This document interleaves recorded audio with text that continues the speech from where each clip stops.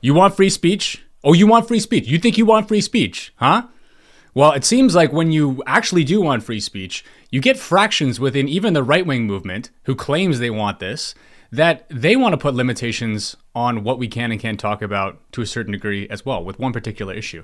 In the wake of Elon Musk allowing free speech on Twitter, it seems that people are starting to notice. There's a lot of things to cover over the past little bit here. Hollywood is literally on fire, and you have the Lizard King himself, Mark Zuckerberg, having a glow up and going on Joe Rogan and claiming that he's also now for free speech. But there's one thing that happened over the past few days that I think takes precedent over all of that, and that is the absolute smackdown that Ian Carroll put on Elon Musk and how he ratioed the living hell out of him on his own post. So here's what happened. Ian Carroll, if you don't know, he's an online researcher. He's an independent journalist, does a lot of work on Twitter and TikTok. So Elon Musk posts this video about the conflicts that are happening in the Middle East. Ian Carroll then writes, "For being so smart, you're exceptionally bad at understanding this one issue. Kind of weird." And it is kind of weird that this one issue seemingly everyone turns a blind eye to, especially in the certain movement, because if you do, you have to take a trip to Auschwitz or start smacking your head off some fucking wall over there. But Elon actually asked the question, maybe trying to get the conversation going about this. Who knows? I don't know. Elon's an interesting guy, but he asked the question, what am I missing? But that opens the absolute floodgates, and Ian Carroll writes this banger of a tweet. And I want to read this, but I also might get Candace Owens to read this out to you so that I'm just covering what she's covering, and I'm not saying this myself personally. That AIPAC purchased the seats of about 90% or more of our current Congress. That JFK famously wanted them registered as a foreign agent right before he was shot, and thus they changed their name and never registered. Why are we letting a foreign lobby buy off our Congress? And this is a very interesting question because I don't know if a lot of you remember this story that happened a couple months ago, but Lauren Chen over at Roaming Millennial and her media company that she created called Tenet Media was recently scrutinized for taking apparently a lot of money from a Russian organization to create conservative content. And obviously that's not allowed because that would be a foreign government lobbying and having significant political power, or media power, I suppose, in a different country. But yet, as Ian Carroll points out here, there's one certain political action committee and one certain nation that always slips through the cracks on how hard they clamp down on their lobbying power. You're missing that Israel was obviously the state sponsor of Jeffrey Epstein, whose handler was Ehud Barak, ex-head of Israeli military intelligence. His funding was Les Wexner, one of the world's richest Zionist philanthropists, quote unquote, and he was accused by ex-Mossad agents of being Mossad, not to mention the Maxwell connection. They had blackmail on Clinton and many, many more. He who holds the blackmail holds the leash. Just ask J. Edgar Hoover. You're missing that Israel is the only nation who has a de facto sanctioned, yet actually secret and unsanctioned nuclear program, a program that they stole from the United States. Look into the Apollo affair, NUMEC, the Dimona nuclear facility. You're missing that Jews, Muslims, and Christians lived side by side in peace in Palestine before the Rothschilds purchased the country from Britain during World War I, to the Balfour Declaration, and began their colonial program. You're missing that the groups that founded Israel, Lehi, Irgun, and Haganah, were declared terrorist organizations by Israel itself because their tactics were so deplorable, bombing British and Palestinian civilians. Yet these three paramilitary groups rebranded to form the IDF, and their leadership became a leadership of Israel for the following 30 plus years.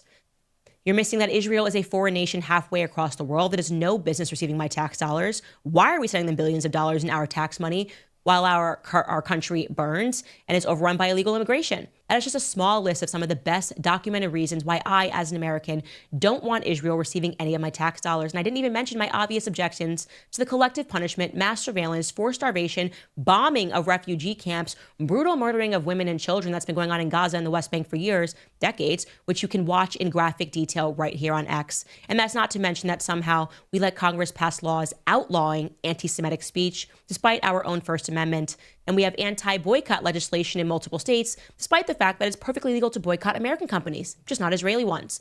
Every content creator knows the fastest way to get demonetized, banned, and slandered is to be critical of Israel. I figured you would have realized this too after what they did to you and tried to do to X just last year. Oh my God! Wow. Kind of an atom bomb that he dropped there. Holy fuck. And that currently is standing at, let's see here. As of right now, Ian Carroll's tweet has 16.8 million views, over 250,000 likes, and over 50,000 retweets. This could be the most significant ratioing of all time. Maybe not technically with the actual numbers. I'm sure maybe something else has the ratio higher than that. But really, for the significance of the topic at hand that we're discussing and showing that people are genuinely interested in asking these questions, asking these narratives, questioning these narratives, and who Elon Musk is. I mean, really, this is the now owner of X asking these questions and someone describing to him in detail what people are thinking. And they're obviously thinking this because this has got over 16 million views and that many retweets and that many likes. People are starting to notice. And you know this because I'm sure you're aware over the past year here, Candace Owens has had a massive falling out with the Daily Wire. And what happened there? People were saying that what she was saying with Christ is King is clearly anti-Semitic. Say Christ is Lord. Say Christ is Lord. Say it. Which is just, to say that Christians claiming that Christ is their king is somehow anti-Semitic is just a lot of mental gymnastics that you have to do to be able to make that one make sense in your head. But she's also covered a certain naval ship called Liberty that a survivor of that talks about on her channel. And that currently is sitting at 5.4 million views.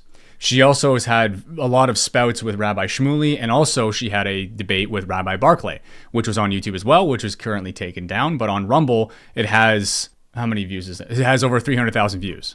And taking into consideration that Rumble is a secondary platform to YouTube. Most people use YouTube, but people who obviously are interested in different ideas go to Rumble. And 300,000 views on Rumble isn't something to laugh at. The whole issue here is like, a lot of people genuinely didn't know about this. They didn't know all this stuff that he kind of laid out here, and a lot more that he didn't really get into. But we go to school, we learn about these things, and we learn about some of these atrocities that have happened. I mean, war is brutal, and we don't like to see that. That's why we're so welcoming and open to discussion, and why social media is powerful, because we're able to talk about these things. And you can get a finger on the pulse of what people actually think about what's happening across the world. You do see things that happened during September 11th. You've got people, their own opinions on Afghanistan, Iraq, all of these different wars that we've been fighting.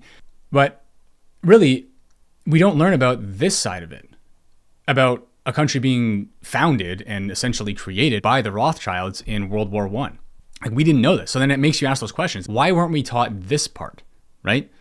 This is what people are kind of getting at. So one other thing I want to highlight, though, about this is the thing that annoys me, honestly, as someone who questions a lot of narratives and all that sort of stuff, is the infighting between these things. Like, this is a tweet by David Icke, who went over this too, and said, how come this Israel pilled Elon video, it didn't, he already knew, which is very possible, has over 5 million views with algorithmic support when others that expose Israeli influence are shadow banned? Just asking out of interest. Yes, people have been talking about this. This is what I don't understand. The truth community is supposed to be the anti-appeal to authority people, right? We don't buy that. We don't buy that, trust me, bro, because we know better than you do. Same with scientists, with virology, what's happened with all of these different things. We're supposed to be the ones that say, I don't really care about your credentials. Is what you're saying true? And then it seems like there's this obvious jealousy within the truth community that anytime someone does something good or something well, it's like there's this jealousy that comes out. It's like, well, I've been talking about this for you. Listen here, pal. I've been talking about this since before you were born. Since you were a swimmer in your day sack, I've been talking about this. Who the hell are you? And it's like, who the fuck cares? Is what he's saying true? Is that what matters? Right? Are we not after the truth here? Is what he's saying true? And is it worth getting out? Why are we fighting about this? It drives me nuts. So that's it. People are basically noticing. They're asking questions. And judging by the reaction to this tweet, this has really struck a chord. And this is a conversation a lot of people are having. And you can see that even with Ethan Klein, who goes through the comments section of the interview with Dan Bilzerian on the Piers Morgan Uncensored podcast, which is hilarious because if you go through those comments, you'll notice that people are already pointing out that they've deleted over 40,000 comments. But you go through those comments, the comment section in there, you see that people are willing to go there. They're willing to try to have the conversation. Oh, they know. Oh, yeah, they fucking know. That's what I thought was the most significant story of the past few days here. Obviously, everything's going on. Hollywood's on fire, and you have the Lizard King doing what he's doing. But this is what I think is important. And, A lot of people don't cover these because of what it could do to your channel or to your audience and how it can alienate people. But hey, I think it's worthy to talk about, and I think people who are interested in watching these sort of things have an adult brain and be able to tackle these concepts without just immediately screaming profanities or ad hominem attacks. So thank you very much for watching. That's it for this one. Check the links in the description if you want to support the show. Please like and subscribe. Share this to your friends if you found it interesting, and we'll catch you on the next one.